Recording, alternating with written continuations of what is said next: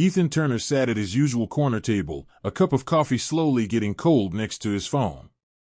The restaurant, filled with warm light and laughter, felt like a place meant for fresh starts. He glanced at the clock again, 7:45 p.m., and his blind date, Mara, was already 45 minutes late. He offered a weak smile to the waiter passing by, trying to ignore the fact that he felt like a forgotten guest at his own table. This wasn't the first time life had left him waiting. After losing his wife 3 years ago, he had grown accustomed to waiting, first for the grief to lessen, then for the nights of solitude to become bearable, and finally, for the courage to put himself out there again. His sister had arranged this date, firmly believing he needed to step back into the world. Just when he decided to send a message to his sister telling her he was about to leave, hurried footsteps caught his attention. 2 little girls, around 5 or 6 years old, burst through the door, their pigtails bobbing as they ran, dresses dirty from play. Panic filled their faces as they scanned the room until their eyes locked on Ethan. "Sir! Sir, please help," one of them cried, tugging at his sleeve. "Our mom, she's hurt. They beat her up. She's outside."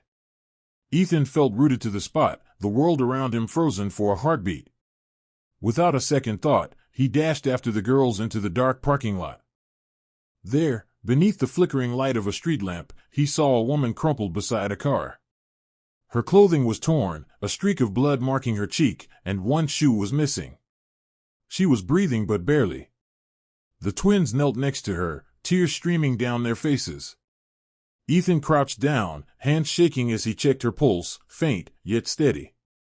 "Someone call an ambulance," he instructed a bystander who had paused. He pressed his jacket against a wound on her shoulder, whispering, "You're okay, ma'am. Stay with me." Her eyelids fluttered, and for a moment, she looked up at him, fear in her eyes. "My girls," she breathed. "Are they safe?" "They're right here," Ethan reassured her gently. "They're safe now." The woman attempted to respond again, but her voice faltered as her head tilted to the side. Anxiety surged within him. He talked to her, keeping her connected to him until the ambulance arrived. When the paramedics took her away, the twins clung tightly to Ethan's arm, unwilling to let go. Much later, in the hospital waiting area, the girls curled up beside him, weary and trembling. Their names were Lily and Lila, and through their sobs, they revealed their mother's name was Mara. Ethan felt his heart drop. "Mara," he echoed. "Your mom's name is Mara?" They nodded. "She was supposed to meet someone for dinner," Lily whispered. "She said she was nervous because she hadn't gone out in a long time. But when we were leaving, some men followed us. They want.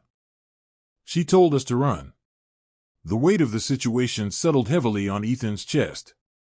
The woman he was meant to meet, the one who never showed, was now fighting for her life right outside the very restaurant where he had waited. He looked through the glass doors leading to the emergency ward, where doctors were battling to save her. In a cruel twist of fate, the woman he had been waiting for had been fighting for her life just outside, unaware that he was waiting for her inside. The minutes stretched, each one feeling like an eternity. The twins had fallen asleep against him, their tiny hands clutching his fingers. Ethan found himself fixed on the clock, caught in a whirlwind of disbelief and guilt. He couldn't shake the thought, had she seen him through the restaurant window before everything spiraled out of control? Did she believe he'd abandoned her? Just after midnight, a nurse entered the room. "She's stable," she spoke softly. "It will take time, but she will recover." Ethan breathed a sigh of relief, closing his eyes for a moment. When morning arrived, Mara stirred awake to find him by her bedside, still wearing the clothes from yesterday, fatigue shadowing his eyes. The twins were nestled in the chair beside him, sound asleep.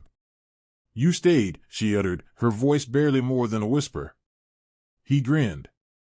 "I couldn't just walk away after you stood me up."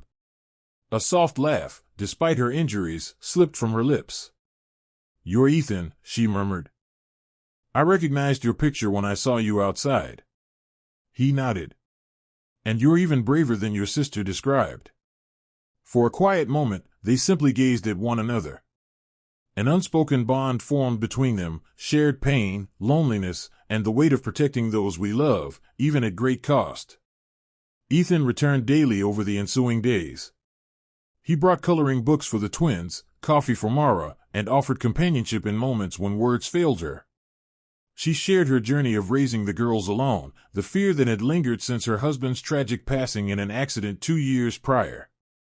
In turn, he spoke of the hollow home he never managed to fill. From that tragedy, something gentle and hopeful began to blossom. Weeks later, on a cool Sunday morning, Mara gingerly descended the hospital steps, the twins flanking her. Ethan stood by his car, waiting. Lily dashed to him first, taking his hand like it was the most natural thing in the world. Mara smiled warmly. "I guess I owe you a proper dinner." He waved a hand dismissively. "I think we already had our first date, just not quite how we envisioned." Her laughter faded, replaced by a thoughtful silence. "You didn't have to stay, Ethan. You could have left that night." "I know," he replied. "But sometimes, the people we're meant to find don't arrive in the way we expect." The twins darted ahead toward the car, chasing each other in the sun, their laughter filling the parking lot. Mara watched them, her hand brushing against his lightly. Ethan gazed at her and felt a flicker of something deep within, a delicate hope that had been dormant for years. It was the kind that emerges when life shatters you, only to reveal the possibility of love sprouting from the wreckage. For the first time since his wife passed away, he realized he was no longer alone. Mara had arrived after all, just not in the way or at the moment he had envisioned. But perhaps that was part of the journey. Love doesn't always present itself in neat packages with formal introductions and planned dinners. Sometimes, it bursts into your world through the laughter of two scared little girls and a determined mother who refuses to give up.